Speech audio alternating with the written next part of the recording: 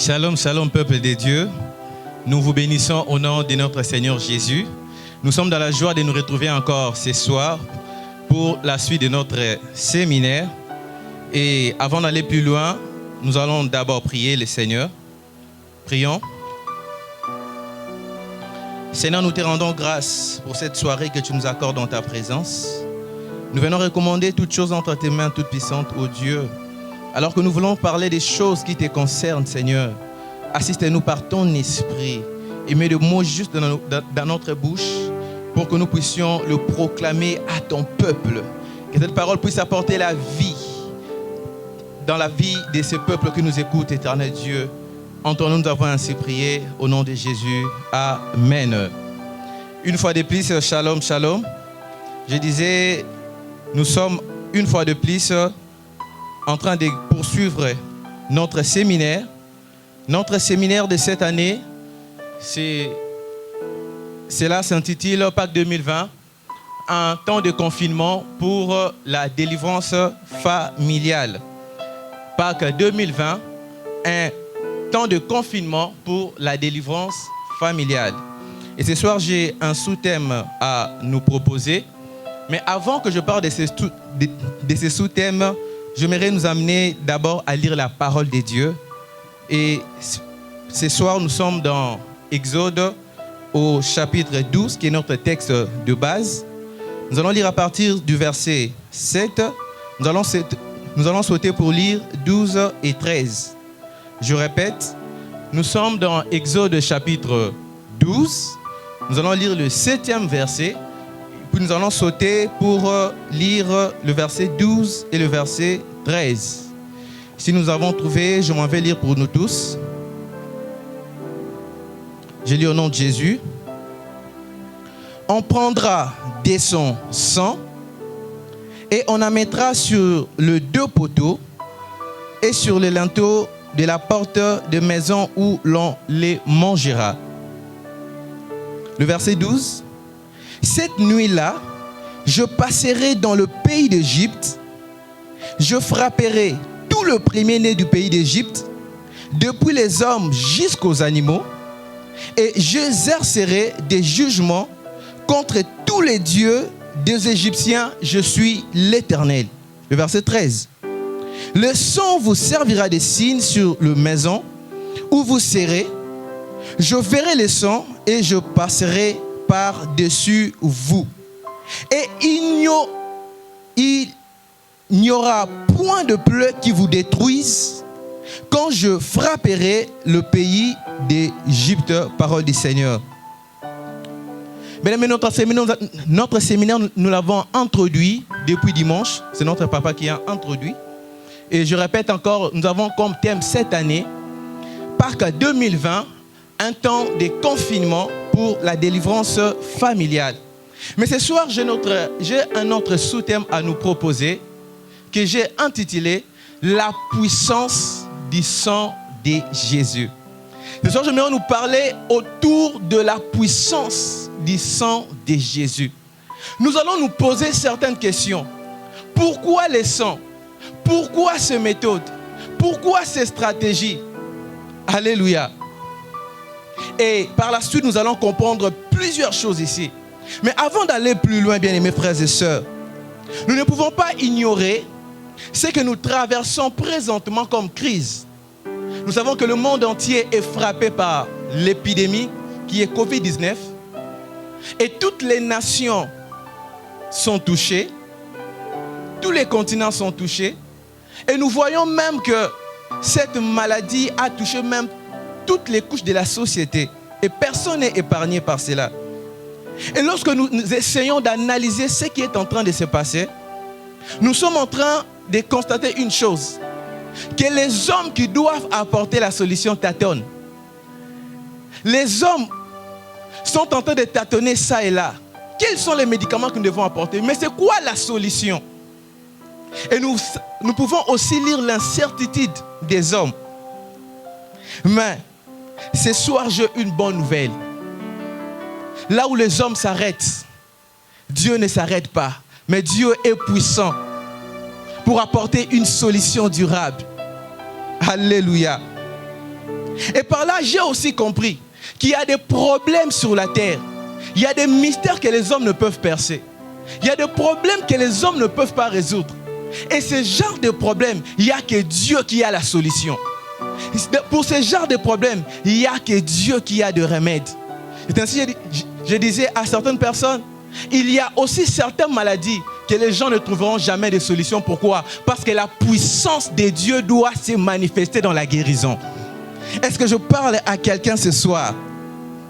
Oh, que notre Seigneur est merveilleux. Et ce que j'aime avec notre Dieu, à chaque problème, il y a une solution bien appropriée. Et c'est ce que nous sommes en train de voir dans Exode au chapitre 12.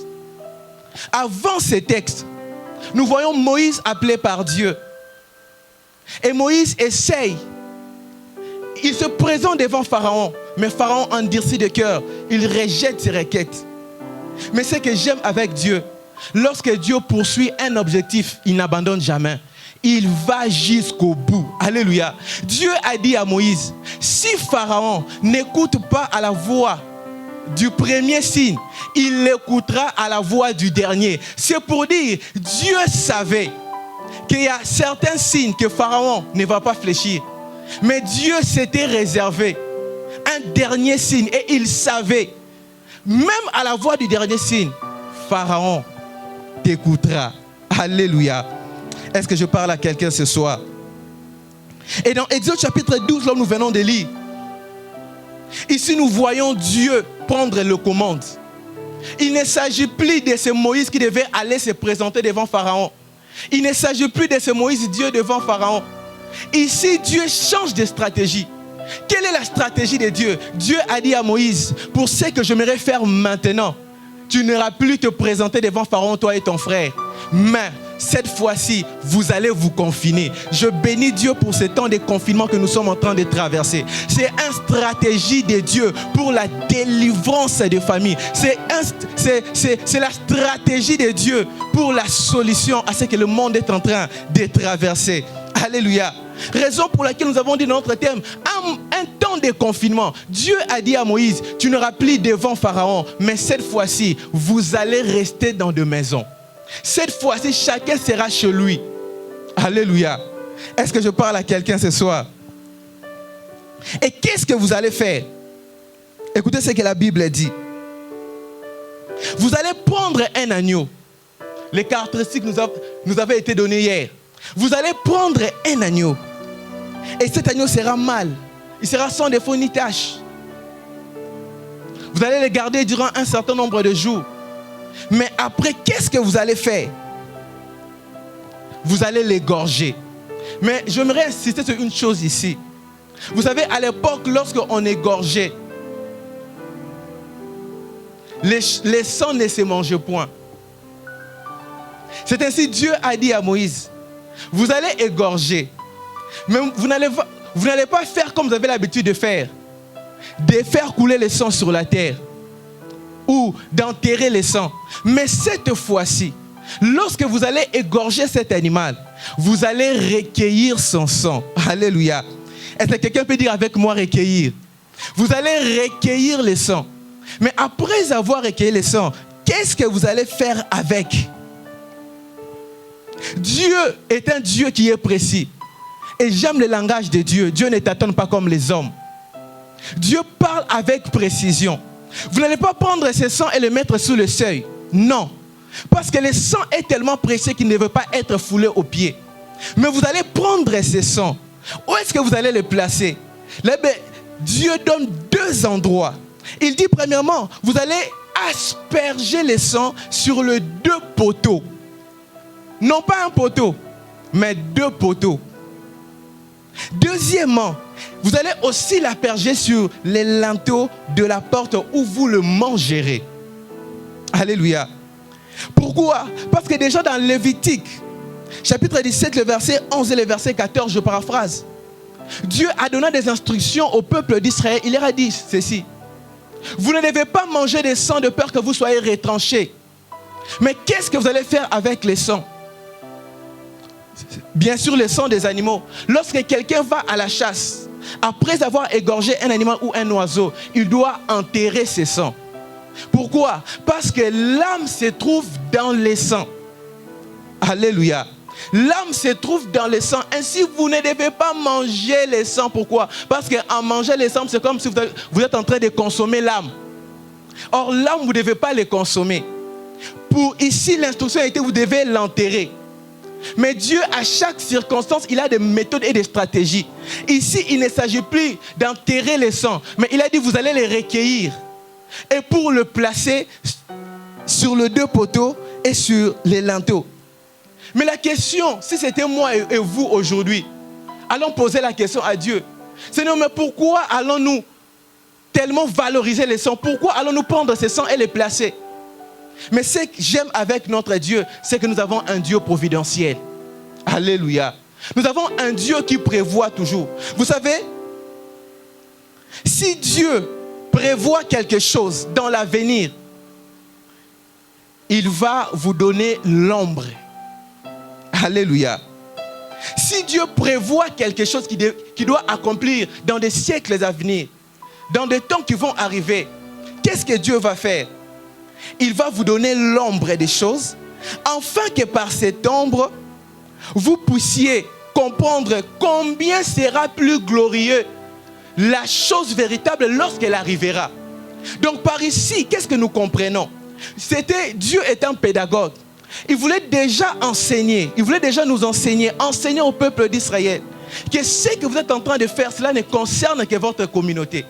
Mais il arrivera un temps où l'ombre ne sera plus, mais vous allez passer à l'original.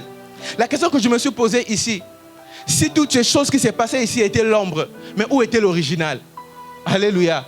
Parce que nous connaissons bien que l'ombre n'est que le reflet de l'original. Si ces choses qui se passent ici est ombre, alors où s'est trouvé l'original? Je bénis Dieu parce que la Bible c'est complète. Lorsque nous sommes dans 1 Pierre chapitre 1er, le verset 20.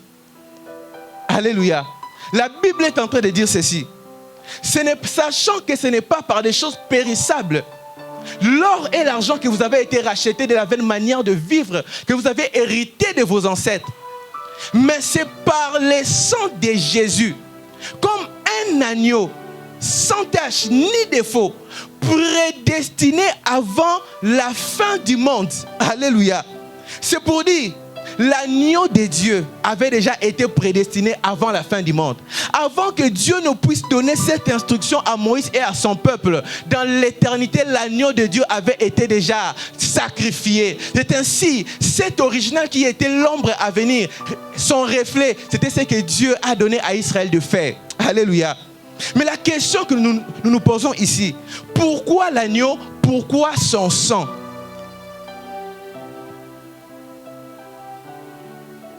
Comme je l'ai dit, comme cela a été l'ombre, pourquoi l'agneau? Pourquoi son sang? Parce que Dieu voulait déjà nous faire comprendre des choses qui arriveront dans la suite. Parce qu'ici, il s'agit de la délivrance. Il s'agit d'un peuple qui est captif, qui devait être libre. Il s'agit d'un peuple qui a été opprimé. Il s'agit d'un peuple qui est réduit en esclavage. Il s'agit d'un peuple qui n'a pas un mot à dire. Il s'agit d'un peuple qui a passé 430 ans dans la souffrance. Il s'agit d'un peuple qui n'avait plus de droit. Et Dieu savait que la véritable délivrance, que le véritable rachat ou affranchissement serait l'œuvre future d'un agneau. Mais cet agneau, elle ne viendra plus de la bergerie des hommes, mais cet agneau viendra de la bergerie de Dieu lui-même. C'est ainsi, lorsque Jean est en train de présenter Christ, il n'a pas dit voici votre agneau qui ôtera les péchés. Il a dit voici l'agneau de Dieu. C'est pour dire l'agneau qui devait être sacrifié ne viendra plus derrière nos maisons. L'agneau qui est maintenant comme sacrifice principal, il vient de la bergerie de Dieu. Alléluia. Et c'est que j'aime encore avec la parole de Dieu.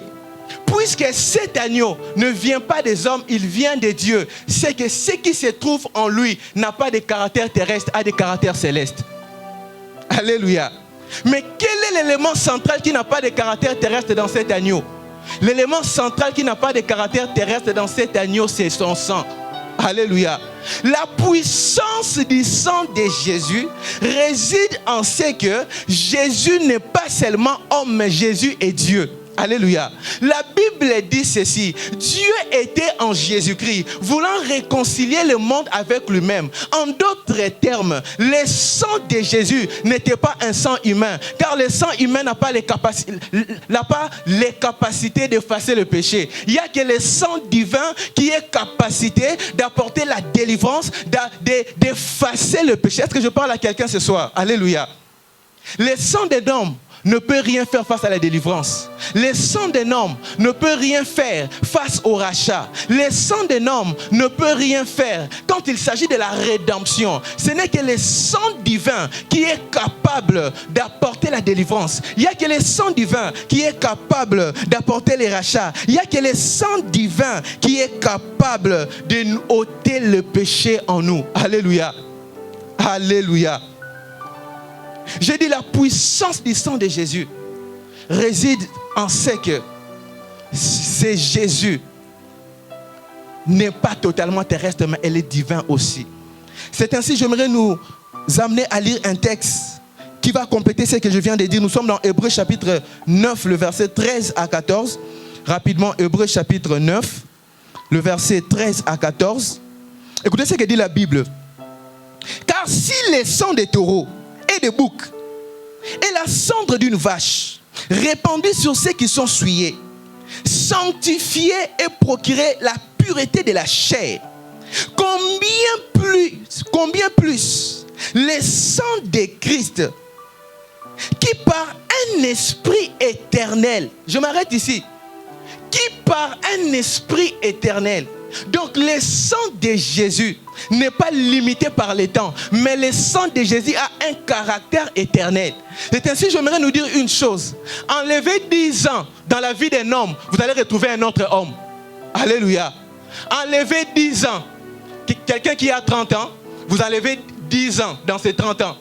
Vous n'allez plus retrouver la même personne. Vous allez retrouver une autre personne, peut-être un enfant. Mais enlevez 2000 ans dans le sang de Jésus, vous allez retrouver le même sang, avec la même force, la même puissance, les mêmes capacités, le même pouvoir d'opérer et d'agir. C'est pour dire à quelqu'un que le sang que je vous annonce ce soir, ce sang n'est pas coagulé. Ce sang que je nous annonce ce soir, ce sang n'est pas séché, mais ce sang est encore puissant. Elle est comme au premier jour, pour apporter solution, pour apporter délivrance, pour apporter tout ce dont le monde a besoin présentement. Parce que la Bible dit aussi que Jésus-Christ est le même, hier, aujourd'hui et éternellement. Si Jésus est le même, hier, aujourd'hui et éternellement, cela veut dire aussi que son sang est aussi le même. Ce que son sang avait fait dans le passé, ce sang est aussi capable d'opérer aujourd'hui. Est-ce que je parle à quelqu'un? Mais le plus grand problème, c'est quoi? Le plus grand de tous les problèmes, c'est le problème de la foi. Comment s'approprier cette œuvre? Comment faire que ce sang puisse être en action dans ta vie? Alléluia. Toujours dans la parole de Dieu, écoutez ce que dit la Bible dans Hébreux chapitre 11, le verset 28. C'est par la foi qu'il fut la Pâque. Donc là où nous venons lire dans Hébreux chapitre 12, Hébreu est en train d'interpréter en disant que cette Pâque-là qui se fit dans Hébreux chapitre 12, dans Hébreux chapitre 12, cette Pâque était célébrée par la foi. Et deuxièmement, il dit ceci. Et c'est par la foi qu'ils furent, premièrement, la Pâque et l'aspersion du sang, afin que l'exterminateur ne touchât pas au premier-né des Israélites. Cela veut dire quoi?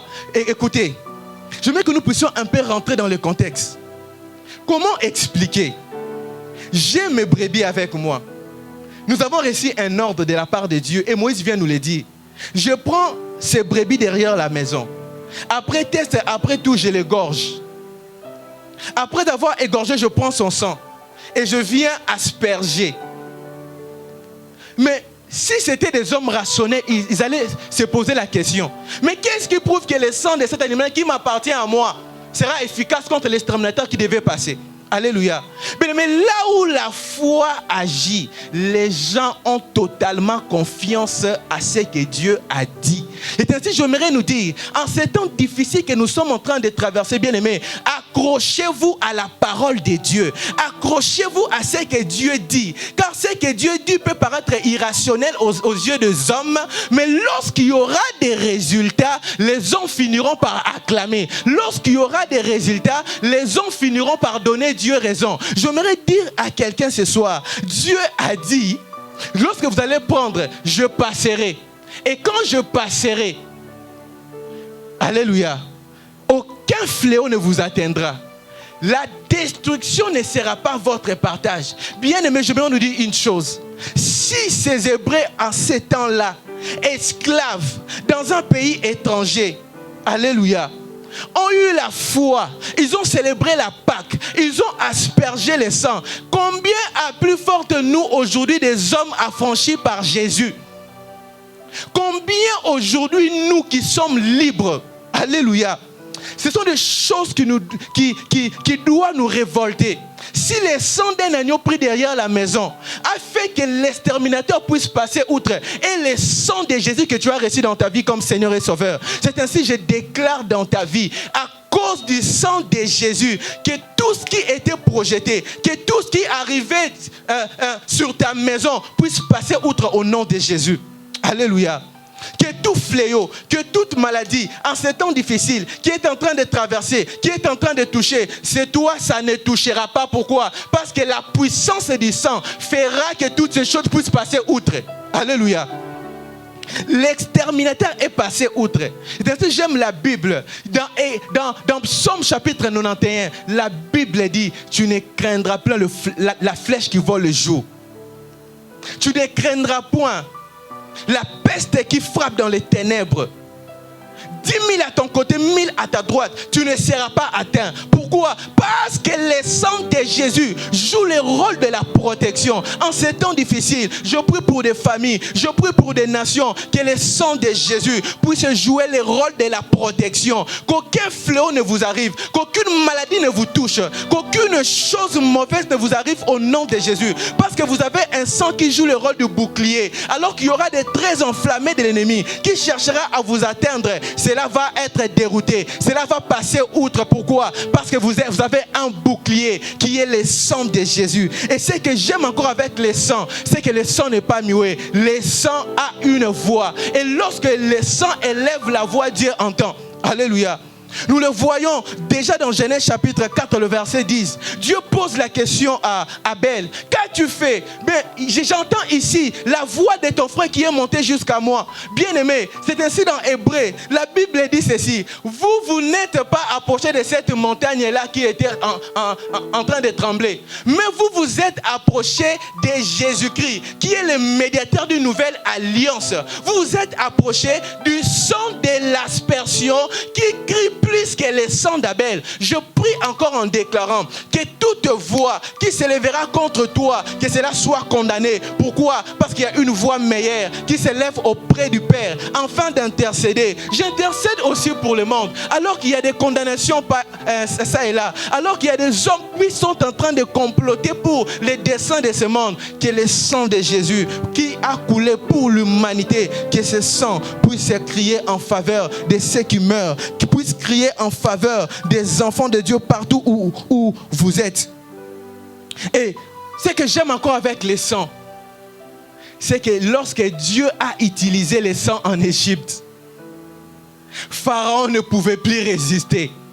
Vous savez, lorsque Dieu a envoyé des grenouilles, Pharaon a résisté. Lorsque Dieu a envoyé les ténèbres, Pharaon a résisté. Lorsqu'il y a eu des sauterelles, Pharaon a résisté. Lorsque l'eau s'est changée en sang, Pharaon a résisté. Mais lorsque le sang a été appliqué, lui-même Pharaon est venu appeler Moïse pour lui dire, nous en avons assez, nous allons périr. Prenez tout ce qui vous appartient et sortez. C'est ainsi la Bible dit, ils l'ont vaincu à cause du sang de l'agneau. Je déclare encore que Dieu t'accorde la victoire, non pas parce que tu es fort, que Dieu t'accorde la victoire, non pas parce que tu es intelligent, que Dieu t'accorde la victoire, non pas seulement parce que tu es son serviteur, mais que Dieu t'accorde la victoire à cause du sang de l'agneau. Alléluia. Que Dieu t'accorde la victoire à cause du sang de l'agneau. Et pour finir, la puissance du sang de l'agneau. Nous allons lire Hébreu, toujours Hébreu. Parce que Hébreux, c'est un livre merveilleux. Hébreux chapitre 9. Toujours Hébreux chapitre 9. Nous allons lire le verset 11 et 12. Écoutez ce que dit la Bible. Mais Christ est venu comme souverain sacrificateur de bien à venir. Il a traversé le tabernacle plus grand et plus parfait, qui n'est pas construit de main d'homme, c'est-à-dire qui n'est pas de cette création. Alléluia. Verset 12. Et il est entré une fois pour toutes, où? Dans les lieux très saints, non pas avec les sangs de boucs, non pas avec les sangs de veaux, mais avec son propre sang. Et il a obtenu une rédemption éternelle. Qu'est-ce qui se passe ici? Et puis qu'est-ce que tu veux nous dire ici? Écoutez, pour comprendre la puissance du sang de Jésus, c'est que le sang de Jésus a accompli. Alléluia. C'est ce que Hébreu est en train de nous dire. Jésus s'est présenté. Non, j'aimerais déjà dire, vous savez, lorsque l'homme a péché, alléluia, lorsque l'homme a péché dans les jardins, la Bible dit, après avoir été chassé, Dieu a placé des anges devant la porte menant à l'arbre de vie pour empêcher l'homme de traverser. Alléluia. Et ainsi, même lorsque Dieu a ordonné la construction du tabernacle, le rideau qui séparait les lieux saints et les lieux très saints, il y avait des représentations des archanges. Pourquoi? Parce que les chemins étaient barricadés. Mais écoutez ce que la Bible dit. La Bible dit ceci. Jésus, lorsqu'il est venu, il n'a pas traversé un tabernacle fait de main d'homme. En d'autres termes, Jésus, son œuvre de la croix, n'avait pas seulement des impacts ici sur la terre, mais aussi où? Dans les cieux. Parce que ce que Jésus a accompli, ce n'était pas dans un tabernacle fait de main d'homme, mais c'était d'une autre création, nous dit la Bible. Et la Bible dit ceci. Lorsqu'il s'est présenté, la Bible dit qu'il n'est pas venu avec les sangs de bouc ni de veau. Suivez-moi bien. La Bible dit ceci, qu'il s'est présenté premièrement comme sacrificateur, parce que c'est lui qui est en train de traverser les tabernacles. Et deuxièmement, il s'est présenté non pas seulement comme sacrificateur, mais aussi comme sacrifice. Dans ses mains, il avait son propre sang. Lorsque Jésus avançait vers le chemin menant à l'arbre de la vie, alléluia, lorsque Jésus traversait ce tabernacle, tenant la coupe qui avait son sang, non pas les sangs des animaux, la Bible dit ceci, qu'il est arrivé devant ces rideaux qui traversaient les lieux saints et les lieux très saints. Les anges qui étaient là, tenant chacun son épée dans sa main, voyant les sangs, non pas les sangs des veaux, non pas les sangs des animaux, voyant son propre sang qui avait un caractère divin et éternel, ils ont ouvert la voie. C'est pour dire, le sang de Jésus est puissant, parce que cela nous a ouvert une voie que les hommes ne peuvent pas ouvrir, une voie que c'est lui était destiné à ouvrir. C'est ainsi que je déclare dans la vie de quelqu'un, pour cette époque 2020, que le Seigneur t'ouvre un nouveau chemin, que le Seigneur t'ouvre une nouvelle voie, une voie de solution. Le Seigneur devait passer pour que le peuple puisse trouver un chemin où passer, traverser. Alléluia. C'est ainsi, moi aussi je déclare, à cause de cette époque, que le Seigneur t'ouvre un nouveau chemin, que le Seigneur te donne de nouvelles opportunités. Là où la maladie avait frappé, que les chemins de la guérison s'ouvrent au nom de Jésus. Là où l'ennemi avait touché, que les chemins de la délivrance s'ouvrent au nom de Jésus. Là où l'exterminateur avait déjà touché, je voudrais te dire, ce n'est pas trop tard, car le sang de Jésus est capable de te récupérer et de te restaurer. Je prie pour la restauration des familles, je prie pour la restauration des nations, je prie pour la restauration de ceux qui sont touchés. Même présentement, tu es là, tu es touché par la maladie, tu es touché par cette pandémie. Je déclare au nom de Jésus que le Seigneur t'ouvre une nouvelle voie, la voie de la rédemption, la voie du salut, la voie de la délivrance, et que rien ne puisse se tenir devant ta route, parce que ce chemin, c'est un chemin qui est ouvert. Et ainsi, je me dis, Covid-19 ou pas, nous avons déjà acquis un chemin de la rédemption. Covid-19 ou pas, notre Dieu reste le même. Son sang est puissant pour toucher, son sang est puissant pour agir. C'est ainsi que j'aimerais prier avec toi, que là où tu es, Nous voulons prier par rapport au sang de Jésus. Bien aimé, ce n'est pas quelque chose que nous devons faire appel. Non, le sang de Jésus est de toi, de le saisir par la foi. Et ainsi, même après cette prière, bien aimé, fais un service chez toi à la maison. Prie même pour de l'eau. Jette-les même dans ta parcelle. Prie même pour de l'eau. Asperge-les même devant ta porte. C'est symbolique. Nous allons prier, nous allons prier, nous allons prier. Est-ce que nous pouvons fermer nos yeux? Nous allons prier par rapport à ces sangs puissants, par rapport à ces sangs qui libèrent, par rapport à ces sangs qui affranchissent, par rapport à ces sangs qui communiquent la vie. Il y a des hommes et des femmes qui manquent de sang, mais il faut un autre sang pour que ces hommes et des femmes soient ramenés à la vie. C'est aussi ce que fait le sang de Jésus. Là où la mort avait déjà frappé, le sang de Jésus est capable d'apporter la vie. Le sang de Jésus est capable de restaurer. Le sang de Jésus est capable de protéger. Le sang de Jésus fera que l'ennemi qui veulent t'atteindre puisse passer outre. Seigneur, je prie au nom de Jésus. Je prie au nom de Jésus. Tu nous as révélé ce soir que nous avons à notre disposition un sang précieux, un sang merveilleux. Ce sang ne vient pas de nos parents, ce sang ne vient pas de nos arrière-grands-parents, mais ce sang vient de Jésus. Et Jésus est l'agneau de Dieu. Il vient de ta bergerie. C'est ainsi, Seigneur, que ce sang, Père éternel, puisse crier en faveur de ces hommes et des femmes qui sont touchés. Que ce sang, Seigneur, puisse crier en faveur de ceux qui sont réclamés. Que ce sang puisse crier, Seigneur, par rapport à ces gens qui sont déjà touchés par cette épidémie, par cette maladie. Je prie que ton sang, Seigneur, puisse nous faire voir son efficacité, sa puissance, que les hommes soient délivrés, que ceux qui sont malades soient guéris, que ceux qui sont enchaînés soient délivrés, que ceux qui ont de douleurs, Père, il est écrit, c'est par tes meurtrissures,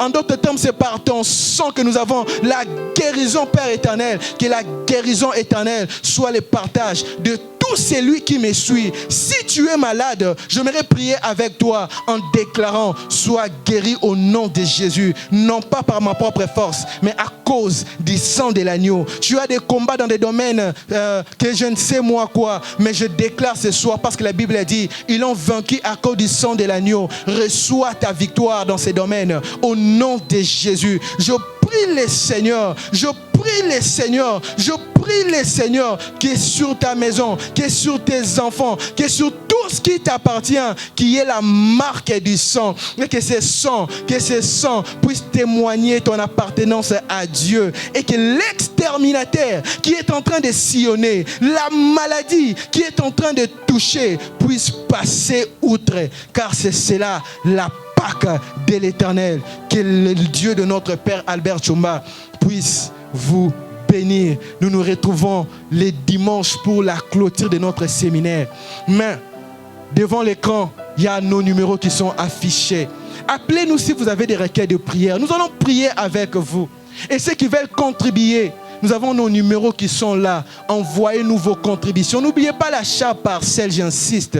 Ce n'est pas parce que nous avons confinement que je ne parlerai plus de l'achat parcelle. Envoyez vos dons pour l'achat parcelle. Le Seigneur va nous surprendre. Que le Seigneur nous bénisse. Nous nous retrouvons les dimanches.